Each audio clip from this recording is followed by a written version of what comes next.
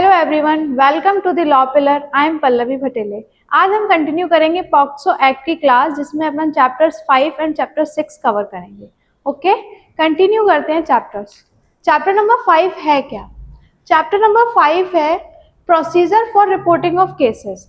जो केसेस हो रहे हैं, जो पॉक्सो के केसेस हैं, उनकी रिपोर्ट कैसे की जाएगी, उसका क्या प्रोसीजर रहेगा, उसका एक चैप्टर है, चैप्टर नंबर 5, जो सेक्शन डील करता है 19 से लेके 23 तक। अब हम चैप्टर्स के सेक्शंस डिटेल्स में पढ़ेंगे, क्या प्रोसीजर है, कैसे होगा। कंटिन्यू करते हैं। Section number 19। सेक्शन 19 क्या कहता है? Reporting of offence. ऑफेंस की रिपोर्ट कैसे की जाएगी, इसका सेक्शन है सेक्शन नंबर 19। अब सेक्शन नंबर 19 कहता क्या है? Any person who has apprehension और knowledge of an offence under this act. अगर किसी पर्सन को ये एप्रीहेंशन हो रहा है कि हमारे साथ ऑफेंस होने वाला है, या उसकी नॉलेज में, या तो एप्रीहेंशन हो रहा है या उसको ये नॉलेज है कि हो गया है कि होने वाला है, तो उसके लिए क्या करेगा?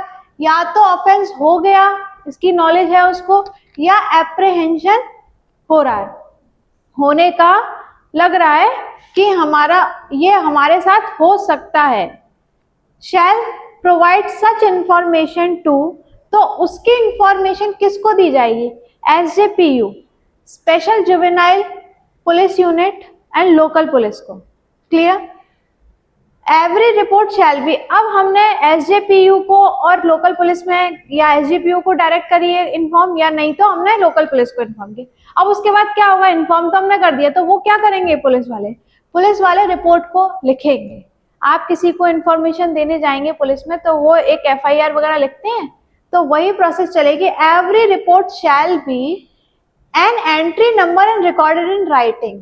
एक एंट्री नंबर के साथ में वो आपकी रिपोर्ट को राइटिंग में लिखेंगे। Read over to the informant. फिर जो इन्फॉर्मेंट है, जो सूचना देने आया है, उसको पढ़कर सुनाएंगे। ये उनका ड्यूटी है। Read over to the informant shall be entered in a book to be kept by the police unit. अब पुलिस यूनिट की एक एंट्री बुक होती है जिसका नाम होता है रोजनामचा, जिसमें पर डे की आपकी जो भी लिस्ट होती है ना, ऑफेंसेस की, जो FIR वगैरह आते हैं, उन सब की डिटेल्स को एंटर्ड करते हैं, जिसका नाम है रोजनामचा के नाम से डायरी होती है। वहां पर एक बुक होती है जिसमें आप पूरी बातों को लिखेंगे कि ऐसे ऐसे ये हुआ है। थर्ड क्लॉज क्या कहता है 19 का? Where report given by the child, it must be recorded in simple language of the child understand. अब अगर बच्चा खुद इंफॉर्मेशन देने आया, बच्चे के साथ में ऑफेंस हुआ, बच्चा खुद आता है इंफॉर्मेशन देने के लिए, रिपोर्ट लिखाने के लिए कि सर मेरे साथ ऐसे ऐसे सेक्सुअली अब्यूज्ड हुआ है, तो उसकी जो लिखी जाएगी, उसकी रिपोर्ट जो रिकॉर्ड की जाएगी, वो एक सिंपल लैंग्वेज में की जाएगी, जिससे कि जो भाषा लिखी जाएगी जिससे बच्चा समझ सके। एक चाइल्ड अंडरस्टैंड लैंग्वेज रखी जाएगी, सिंपल लैंग्वेज, जिससे बच्चे को प्रॉब्लम नहीं हो। इन केस, फोर्थ क्लॉज कहता है, in case contents are being recorded in the language not understood by the child. अब बच्चा है या कोई ऐसा इंफॉर्मेंट आया है जो समझ ही नहीं पा रहा है, वो लैंग्वेज इशू है, उसको लैंग्वेज बैरियर है, तो वो क्या करेगा? उसके लिए आप एक जरूरत है तो आप ट्रांसलेटर इंटरप्रेटर को बुलाएंगे। एक ट्रांसलेटर और इंटरप्रेटर को आप बुलवाएंगे कि वो उसकी लैंग्वेज को कन्वर्ट कर दे, इंटरप्रेट करके आपको बता पाए। जैसे कि कोई बंगाली का बच्चा आ गया, बंगाली का बच्चा, उसके साथ अपराध हो गया, अब वो यहाँ पर MP में आके रिपोर्ट कराता है, MP में उसके साथ ऑफेंस हो गया, तो जब वो ऑफेंस हुआ तो वो उसकी रिपोर्ट कराएगा, तो बात करेगा, तो वो तो उस लैंग्वेज को ना हिंदी जान रहा है, कुछ नहीं जान रहा, वो अपनी बंगाली जान रहा है, तो आप उसके लिए ट्रांसलेटर या इंटरप्रेटर को बुलवाएंगे, तब वो उसकी बात को कन्वर्ट करेगा और रिपोर्ट लिखाने में हेल्प करेगा। जिससे provided to help the child understand the content, जिससे बच्चे को कंटेंट समझ में आ जाए, बच्चे का पुलिस वाले को आ जाए और पुलिस वाले का बच्चे को आ जाए। इसके बीच के लिए आप एक इंटरप्रेटर और ट्रांसलेटर रखेंगे। वेयर द SJPU और local police is satisfied that the child against offense committed is need of care and protection, the police must immediate। अब जहां पर एसजेपीयू या लोकल पुलिस को इंफॉर्मेशन मिली, उनको लगा कि ये ऑफेंस हो गया, वो सेटिस्फाइड हो गए कि बच्चे के साथ में अपराध हुआ है, तो वो क्या करेंगे, अब उनको पता है कि बच्चे को के साथ जब अपराध होगा तो उसको किसकी जरूरत पड़ेगी, उसको केयर की जरूरत पड़ेगी, केयर की और प्रोटेक्शन की जरूरत पड़ेगी। आप उस बच्चे को ऐसे ही नहीं छोड़ सकते कि आप कहीं भी उसको छोड़ देंगे जिससे कि उसके साथ में प्रॉब्लम क्रिएट हो जाए। जब ऑफेंस उसके साथ हुआ है तो जिसने ऑफेंस किया है वो उसके साथ कुछ भी कर सकता है, तो इसलिए आप उसको एक इमीडिएट केयर और प्रोटेक्शन में भेजेंगे। उसके पूरे रिकॉर्ड और रीजंस राइटिंग में लिखेंगे और इमीडिएट 24 घंटे के अंदर आप भेजेंगे उसको। ऐसा नहीं कि अपराध आज हुआ 10 दिन बाद आप उसको केयर में भेज रहे हैं, वो नहीं होगा। Arrange for immediate care as such shelter home, या तो शेल्टर होम में भेज देगा या कोई ऐसा केयर जहां पर बच्चे की हो सकती है वहां भेजेंगे विद इन 24 आवर्स, 24 घंटे के अंदर। क्लियर। 6 क्लॉज कहता था एसजेपीयू और लोकल पुलिस शैल विदाउट अननेसेसरी डिले। अब एसजेपीयू पुलिस यूनिट को ये चीजें पता चली तो बिना डिले, कोई अननेसेसरी डिले किए बिना ही उनको कहाँ इन्फॉर्म करना है, विद इन 24 आवर्स के अंदर उनको भी कहीं इन्फॉर्म करना है। वो अपने पास तक ही नहीं रख पाएंगे, कहाँ इन्फॉर्म करेंगे, या तो चाइल्ड वेलफेयर कमेटी में या और द स्पेशल कोर्ट, या तो स्पेशल कोर्ट में इन्फॉर्म करेंगे या तो चाइल्ड वेलफेयर कमेटी में। अब चाइल्ड वेलफेयर कमेटी में 24 घंटे के अंदर, वो स्पेशल कोर्ट के अंदर इन्फॉर्म करेंगे। अब जहां पर स्पेशल कोर्ट एग्जिस्ट नहीं करती वहां क्या करेंगे, वहां करेंगे कोर्ट ऑफ सेशन को, कोर्ट ऑफ सेशन को इन्फॉर्म करेंगे। जहां पर if no special court exist, जहां स्पेशल कोर्ट है नहीं वहां पर court of session as a special court होता है। Including detail of care and protection taken, और जो भी उसकी केयर में, केयर होम में, शेल्टर होम में वगैरह उसको भेजा, उसकी भी पूरी डिटेल्स वगैरह सब आपको लगा के उस रिपोर्ट के साथ में ही वहां पर इन्फॉर्म करनी पड़ेगी। क्लॉज 7 क्या कहता है, any person giving information in good faith is not liable to civil और क्रिमिनल लाइबिलिटी। अब किसी पर्सन ने अगर कोई इंफॉर्मेशन गुड फेथ में दे दी, किसी रिपोर्ट की जाके और कैसे गुड फेथ में दी, उसको लग रहा था कि ऐसा हो सकता है या हो गया है, लेकिन उसको पूरी इंफॉर्मेशन नहीं थी, लेकिन उसने एक गुड फेथ सोच के किया कि ये कहीं गलत नहीं हो जाए, इसलिए उसने जाके इंफॉर्मेशन की, तो वो कहां पर लाइबल होगा, क्या सिविल और क्रिमिनल लाइबिलिटी हो जाएगी उसकी कि नहीं, उसकी कोई क्रिमिनल और सिविल लाइबिलिटी नहीं रहेगी। Any person giving information in good faith is not liable to civil और क्रिमिनल प्रोसीडिंग्स। क्लियर। अब बात करते हैं हम सेक्शन नंबर 20 की। सेक्शन नंबर 20 क्या कहता है, obligation of media studio and photographic facilities to report cases.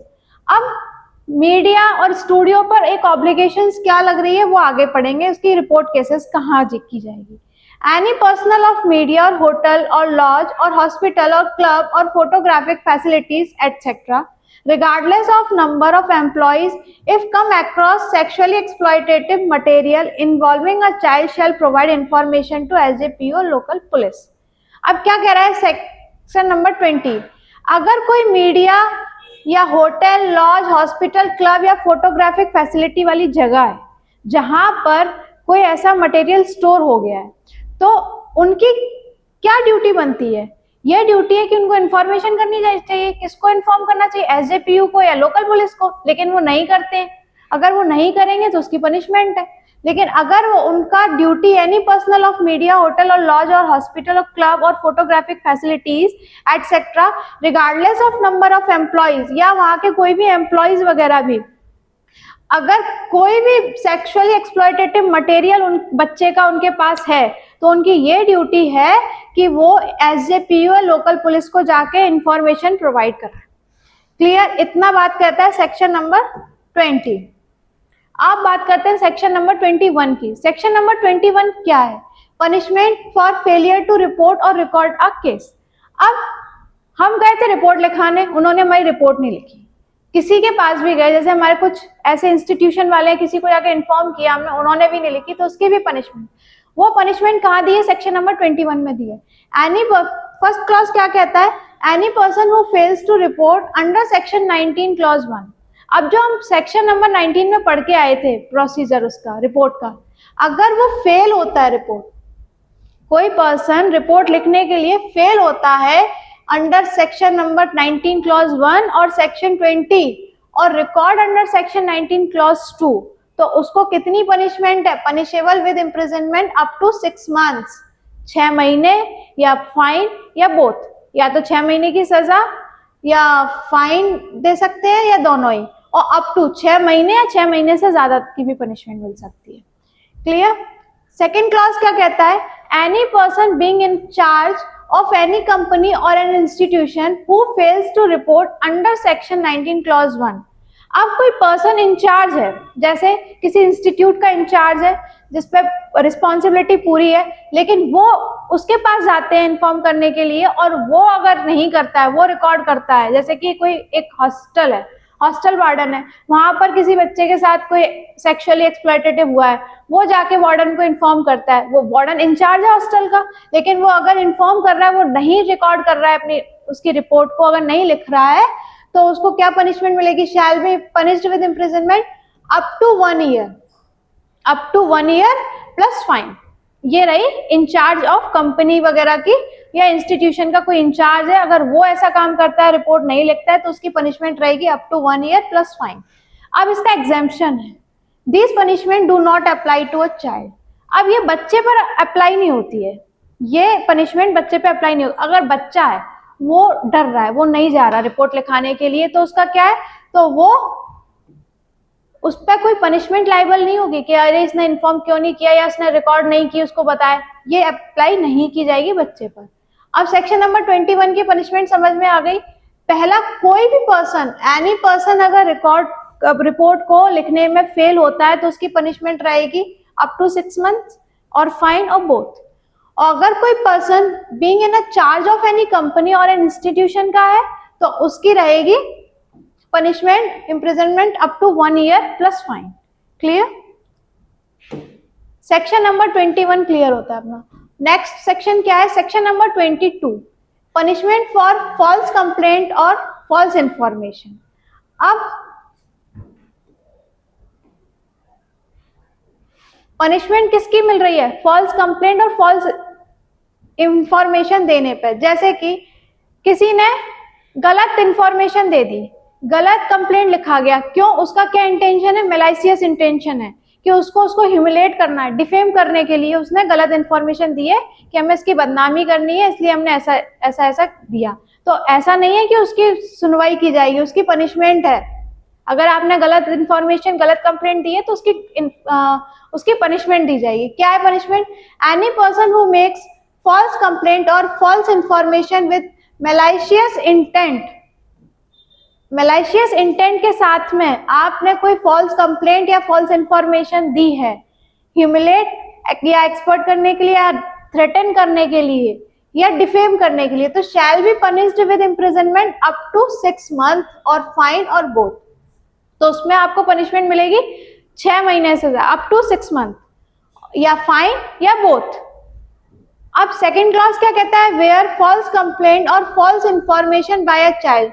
अब बच्चे ने दे दी गलत कंप्लेंट और गलत इंफॉर्मेशन, बच्चा को लगा बच्चे ने गलत दे दी, बच्चे को समझ नहीं थी लेकिन दे दिया उसने, तो उसको कोई पनिशमेंट नहीं मिलेगी, बच्चे को कोई पनिशमेंट नहीं मिलेगी। ये सेक्शन नंबर 22 का क्लॉज 2 कह रहा है, और ये क्वेश्चन एमपीएडीपीओ में आएगा। कैसे? क्या बच्चे को वेयर फॉल्स कंप्लेंट और false information by a child, तो उसको कोई पनिशमेंट मिलेगी या अप टू 6 मंथ या अप टू 1 ईयर? तो नहीं, तो इसका आंसर होगा नो पनिशमेंट। क्लॉज कौन सा है? सेक्शन नंबर 22 का क्लॉज 2। अब क्लॉज 3 क्या कहता है? False complaint by an adult again. अब चाइल्ड क्या है? एडल्ट है, 12-13 साल से ऊपर का चाइल्ड है। अब बच्चा जब बड़ा हो जाता है 17 साल तक, 18 साल तक का वो बच्चा है, बिलो द एज क्या है उसकी? Below the 18 years. अब एडल्ट है, 17 साल का मानो, वो तो सब कुछ समझ रहा है और वो गलत इंफॉर्मेशन देता है, गलत कंप्लेंट लिखाता है, तो उसको पनिशमेंट मिलेगी। आजकल क्या सब रिलेशंस में रह लेते हैं, इतने 17 साल तक के बच्चे आराम से रिलेशंस रहते हैं, लेकिन वो सब कुछ समझते हैं, फिर भी वो गलत कंप्लेंट या गलत इंफॉर्मेशन अगर दे रहे हैं तो उसकी पनिशमेंट है। False complaint by an adult against a child knowing it's a false and victimising the child. उनको ये पता है कि ये गलत है, फिर भी वो एक एज अ विक्टिम बन रहे हैं, विक्टिम चाइल्ड बन रहे हैं, तो वो पनिशमेंट क्या होगी, punishable with imprisonment up to 1 year, 1 साल से अधिक, या फाइन या both. Section number 23, section number 23 क्या कहता है, procedure for media.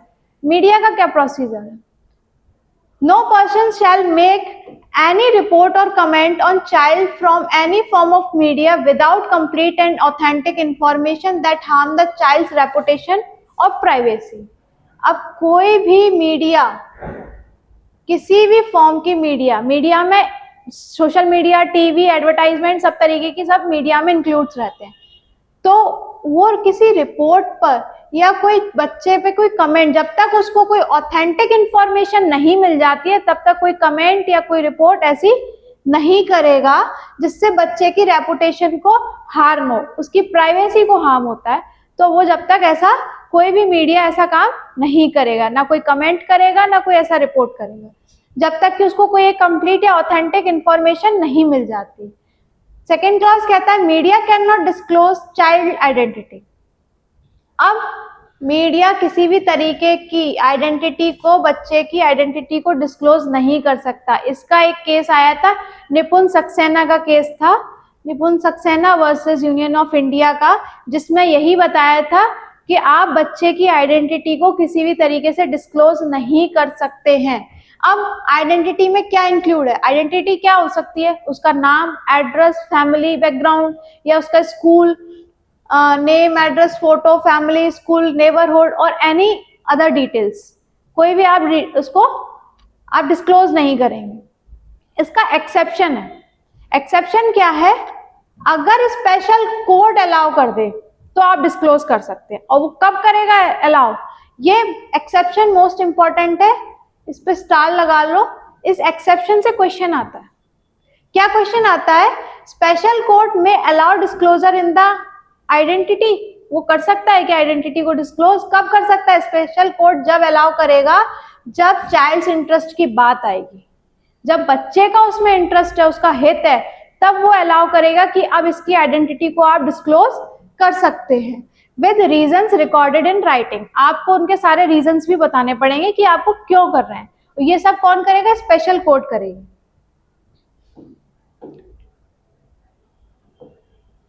Next clause क्या कहता है, द पब्लिशर और owners are jointly and severally liable for their employees act और ओमिशन। अब किसी मीडिया का पब्लिशर है या ओनर है, अगर वो ऐसा कोई भी काम करते हैं, चाहे जॉइंटली कर रहे हैं चाहे सेपरेटली कर रहे हैं, तो वो उस एक्ट और ओमिशन के लिए लाइबल होंगे। क्लॉज नंबर 4 कह रहे any person who contravenes the provision under subsection 1, 2 shall be punishable. अब ये इन दोनों में अगर वो काम ऐसा करते हैं, वो प्रोविजन को कॉन्ट्रावीन कर रहे हैं, मतलब इन दोनों का गलत काम, मतलब ये इन दोनों क्लॉज में जो बात की गई है उसका हनन करते हैं, तो वो क्या होगी, वो पनिशेबल होगी with imprisonment for not less than 6 month, कम से कम 6 महीने की सजा, एंड अप टू 1 ईयर, 6 महीने से 1 साल तक की सजा, 6 मंथ टू 1 ईयर, या फाइन या बोथ।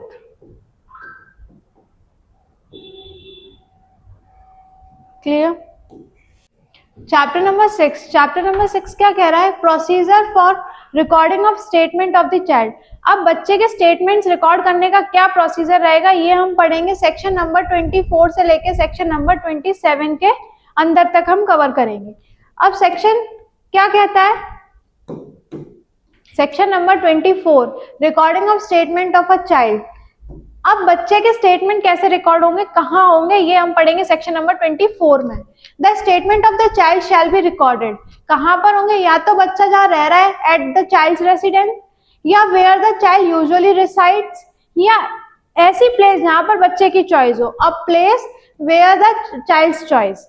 अब एज फार एज क्या पॉसिबल होना चाहिए कि आप उसके, जब आप उसका स्टेटमेंट रिकॉर्ड करें तब आपके पास वुमेन पुलिस ऑफिसर हो जिसकी रैंक सब इंस्पेक्टर से कम नहीं होनी चाहिए, not below the rank of sub inspector. और ये एमपी एडीपीओ में यहाँ से क्वेश्चन बनता है, इसको ट्रिपल स्टार लगा लो कि कौन सा ऑफिसर होगा, women police officer not below the rank of sub inspector. ये बात सेक्शन नंबर 24 के क्लॉज 1 में कहा गया है। The police officer while recording the statement, जब पुलिस ऑफिसर स्टेटमेंट रिकॉर्ड कर रही होगी बच्चे की, तब वो यूनिफॉर्म में नहीं होगी, सिविल यूनिफॉर्म में आप वो रिकॉर्ड करेगी उसके स्टेटमेंट्स को। Clear? When the police officer making investigation shall while examining the child must not come in contact with the accused। अब पुलिस ऑफिसर जब इन्वेस्टिगेशन कर रहा है, जब इस पूरे मामले की जांच जब पुलिस ऑफिसर करेगा, तो वो इस बात का बहुत ध्यान रखेगा कि जो बच्चा है वो एक्यूज्ड के कांटेक्ट में नहीं आ जाए, जिससे वो डर जाए। एक्यूज्ड के कांटेक्ट में बच्चा नहीं आना चाहिए, इस बात का ध्यान पुलिस ऑफिसर रखेगा इन्वेस्टिगेशन करते time. Okay? At any stage, किसी भी स्टेज पर। Child must not detained overnight at any police station for any reason. अब बच्चे को आप रात तक नहीं रख सकते पुलिस स्टेशन में, ये बात कहाँ की है? सेक्शन नंबर 24 में।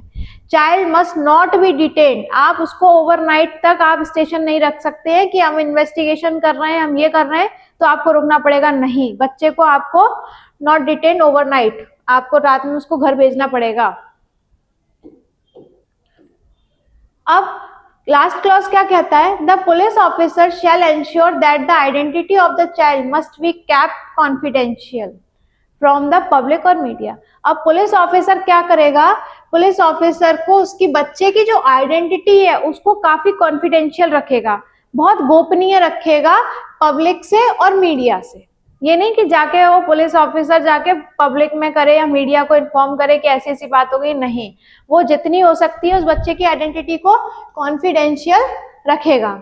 अब इसका एक्सप्लेनेशन है, only if the special court permit disclosure in the best interest of the child. वही वाली बात है, अगर जब डिस्क्लोज की बात आएगी तो सिर्फ स्पेशल कोर्ट परमिशन दे सकता है कि वो आइडेंटिटी को डिस्क्लोज कर सकता है। कब? जब उनको बच्चे का उसमें इंटरेस्ट दिखे, बच्चे के लिए हित दिख रहा है, तब जाके वो उसको स्पेशल कोर्ट परमिशन देगा कि अब आप इसकी डिस्क्लोज कर सकते हैं आइडेंटिटी, अदरवाइज आप किसी भी तरीके से उसकी आइडेंटिटी को डिस्क्लोज नहीं करेंगे।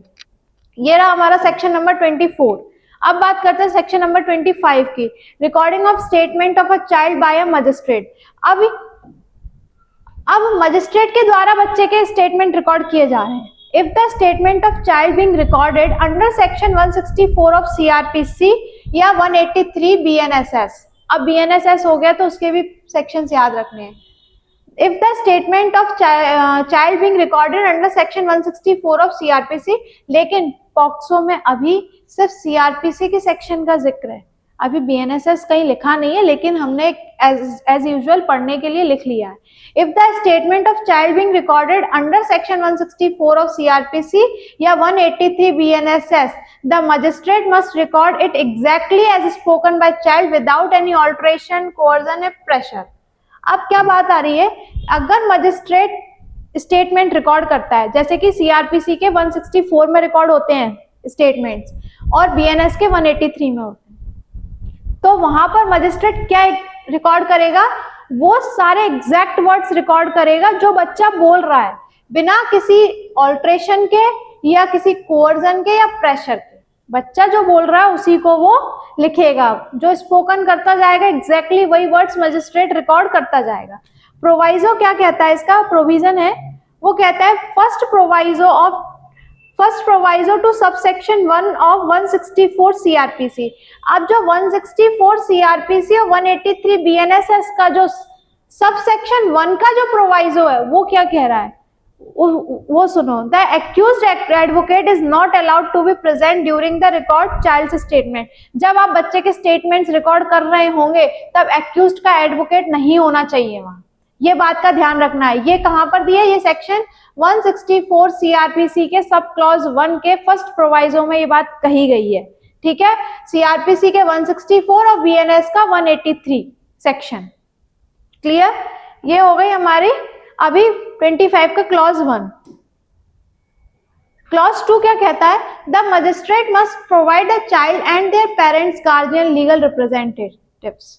अब मजिस्ट्रेट की क्या ड्यूटी है? वो बच्चे के माता पिता को या बच्चे को, अगर उसके पेरेंट्स है तो उनको, या गार्जियन है या लीगल रिप्रेजेंटेटिव है तो उनको वो कॉपीज प्रोवाइड कराएगा। कॉपी किसकी? जैसे एफआईआर है, एफआर है, इन सब की कॉपीज। डॉक्यूमेंट, सारे डॉक्यूमेंट्स प्रोवाइड कराएगा जो कि सीआरपीसी के 207 में जो डॉक्यूमेंट्स बताए गए हैं उन सबको, या 230 बीएनएसएस, 230 बीएनएसएस का है, 207 सीआरपीसी का है। क्लियर? वो सारे डॉक्यूमेंट्स की कॉपीज को मजिस्ट्रेट प्रोवाइड कराएगा। कॉपीज क्या, जैसे एफआईआर की रिपोर्ट हो गई, एफआर हो गया, पुलिस रिपोर्ट जिसको फाइनल रिपोर्ट बोलते हैं, हाँ, स्टेटमेंट्स, रिकॉर्डिंग की स्टेटमेंट जो रिकॉर्ड किए उनकी कॉपीज होगी, वो सब मजिस्ट्रेट उसको, बच्चे को, उसके पेरेंट्स को प्रोवाइड कराएंगे। रिकॉर्डेड एनी अदर डॉक्यूमेंट, कोई भी डॉक्यूमेंट्स है उन सबको। क्लियर? ये है ना, देखो एफआईआर, पुलिस रिपोर्ट या स्टेटमेंट जो भी रिकॉर्ड किए गए हैं, अदर डॉक्यूमेंट, वो सब। अब बात करते हैं सेक्शन नंबर 26। सेक्शन नंबर 26 क्या कहता है? Additional provision regarding statement to be recorded. अब कुछ ऐसे प्रोविजंस हैं जो एडिशन में है, वो स्टेटमेंट रिकॉर्ड हुए उनकी बात की है सेक्शन नंबर 26। द मजिस्ट्रेट और public officer shall record the statement as spoken by the child. अब मजिस्ट्रेट या पुलिस ऑफिसर है, ये गलत हो गया यहाँ, पुलिस, द मजिस्ट्रेट या पुलिस ऑफिसर कोई भी स्टेटमेंट जो रिकॉर्ड करता है, शैल रिकॉर्ड द स्टेटमेंट। कौन से स्टेटमेंट रिकॉर्ड होंगे? जो बच्चा बोलेगा, जो बच्चे द्वारा बोले गए वो सब रिकॉर्ड किए जाएंगे मजिस्ट्रेट या पुलिस ऑफिसर के द्वारा। कहां पर? इन द प्रेजेंस ऑफ, कौन प्रेजेंट होगा? उस बच्चे के पेरेंट्स प्रेजेंट हो सकते हैं, या कोई ऐसा व्यक्ति प्रेजेंट होगा जिसपे बच्चा ट्रस्ट करता हो, और any other person in whom the child has trust और कॉन्फिडेंस, जिससे उसको लगे कि हमारा बहुत विश्वास पात्र आदमी है, या बहुत कॉन्फिडेंशियल रख सकता है, या उसको प्रेजेंट रख सकता है। क्लियर? क्लॉज 2 कहता है द मजिस्ट्रेट और the police officer may be used translator और इंटरप्रेटर।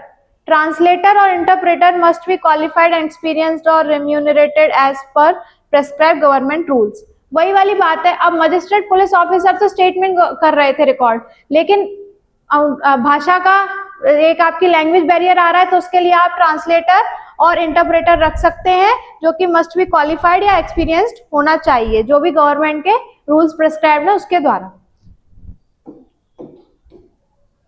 क्लॉज 3 कहता है if the child has mental और फिजिकल डिसेबिलिटीज। अब बच्चा मेंटल है या फिजिकल डिसेबल है, उसको कहीं ना कहीं डिसेबिलिटी है, तो वो क्या कर सकता है? वो एक assistant can be sought from, वो एक असिस्टेंट रख सकता है। कैसे? या तो स्पेशल एजुकेटर हो, जैसे जो अंधे लोग हैं, ब्लाइंड लोग हैं, उनको एक स्पेशल एजुकेटर होता है, वो समझ सकता है उनकी लैंग्वेज को, या कोई बोल नहीं पा रहे हैं उनकी लैंग्वेज समझने के लिए एक स्पेशल एजुकेटर रख रहा है, या ऐसा कोई फैमिली पर्सन जो फैमिलियर है उस बच्चे के उस मोड ऑफ कम्युनिकेशन से, जैसे कोई बोल नहीं पा रहा है लेकिन उसके बोलने वाले तरीके से, इशारों को वो समझ रहा है कि क्या बोल रहा है, या उस ऐसा कोई person, a person familiar with the child's mode of communication. Example है जैसे साइन लैंग्वेज या इंटरप्रेटर। वही वाली बात है, जो उसकी मेंटल या फिजिकल डिसेबिलिटी वाली चीजों को समझ पा रहा है, उस ऐसे व्यक्ति को भी रख सकते हैं, जो या तो स्पेशल एजुकेटर हो उस टॉपिक में, जैसे कोई ब्लाइंड है या कोई बोल नहीं पा रहा है उसके बारे में हम समझते हो, या an expert in the specific field, या कोई ऐसा एक्सपर्ट जो उस फील्ड में एक्सपर्ट हो, जो स्पेसिफिक फील्ड है उसका कोई एक्सपर्ट है, वो भी हो सकता है। क्लॉज 4 कह रहा है wherever possible the magistrate और police officer shall ensure that statement of child is also recorded by audio, video, electronic means। अब जहां तक हो वो क्या पॉसिबल होगा, जो मजिस्ट्रेट और पुलिस ऑफिसर जो स्टेटमेंट रिकॉर्ड कर रहे हैं वो वीडियो विजुअलाइजेशन में भी रहेंगे, जैसे कि जो रिकॉर्ड किए जाएंगे वो ऑडियो में भी होंगे और वीडियो या इलेक्ट्रॉनिक मीन्स में किए जाएंगे, वीडियोग्राफी के साथ में होगा। और अब बात करते हैं सेक्शन नंबर 27 की। सेक्शन नंबर 27 क्या कहता है? Medical examination of a child. अब क्या हो रहा है?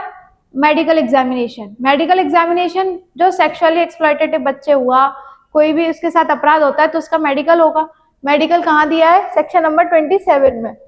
क्लॉज 1 कहता है the medical examination of a child must be conducted in accordance with section 164A CRPC।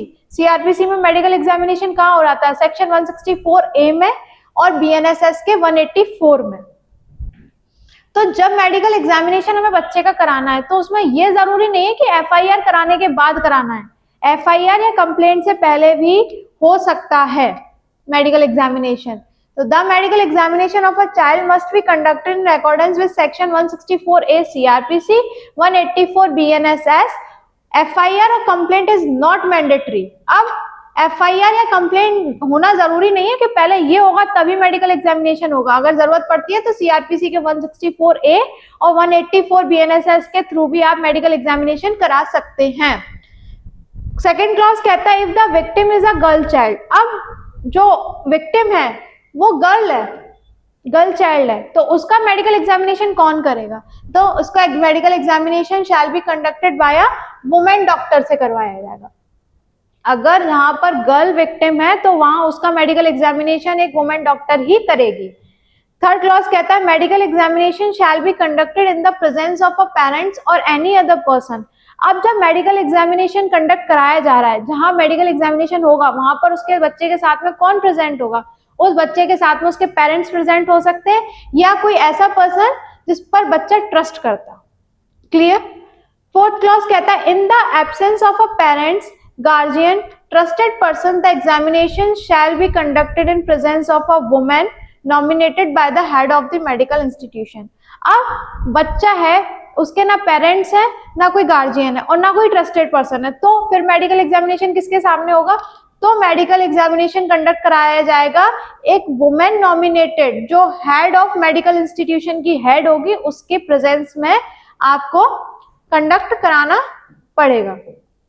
ये थे हमारे आज की क्लास के 2 चैप्टर, जिसमें चैप्टर नंबर 5, चैप्टर नंबर 6 हमने किए कवर, जहां हमारे सेक्शन नंबर 27 तक अपन ने किया कवर. ओके स्टूडेंट्स, आज की क्लास में हमने खत्म किया था chapter number 3 and chapter number 4. Next class में मिलते हैं. Thank you. और for more information visit our websites and join the law pillar Telegram channel. Okay, thank you so much.